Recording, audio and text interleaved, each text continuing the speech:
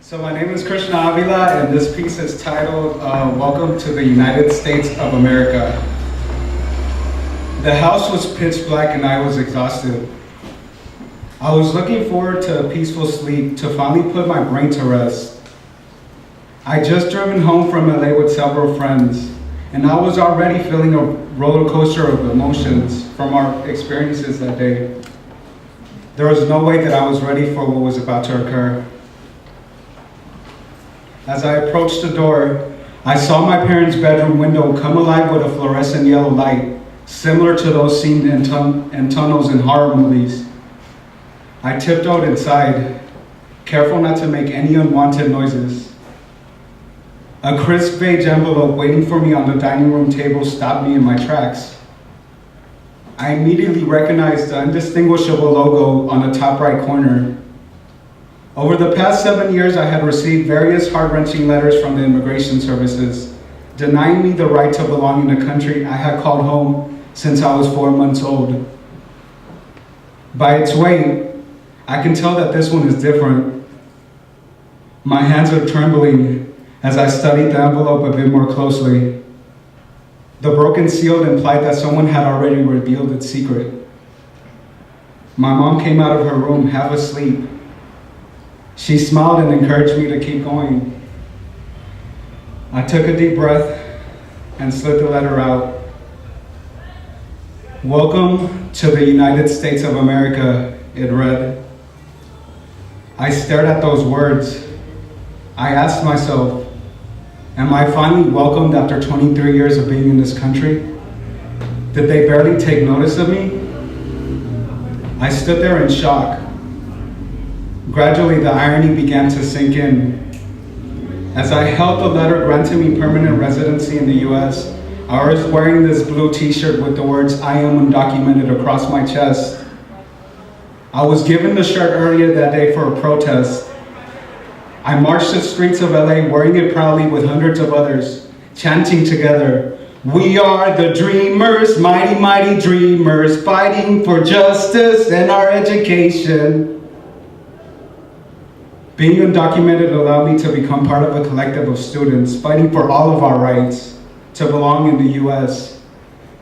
As dreamers, many of us are brought to this country at a very young age, and we grow up feeling and acting American.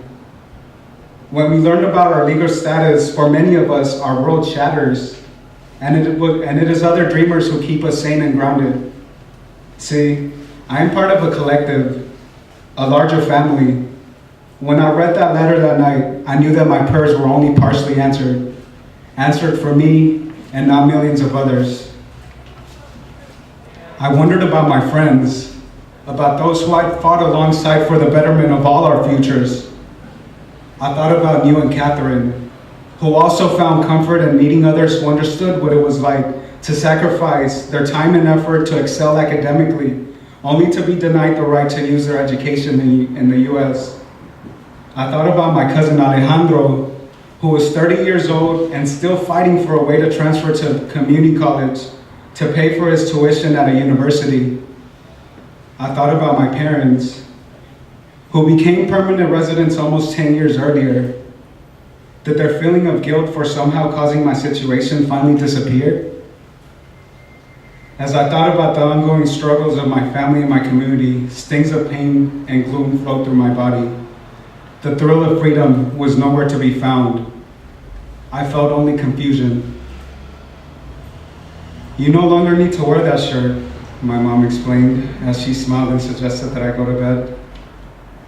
That night, as I tried to sleep, I did not think about the possibility of finally joining my parents and brother on their yearly Mexico trips. Nor did I ponder on my ability to finally work in the US or receive financial aid to go on to law school. My thoughts were only focused on one thing. 23 years of being labeled undocumented could not be erased with this piece of paper. The embarrassment I felt when I told my college suite about my legal status, only to get laughed at and told that La Migra was going to get me. The shame of standing in line in front of hundreds of other students, explaining to a school counselor why I did not have a social security number. The many years of being in the shadows, alone and afraid, none of those experiences would disappear with my new status,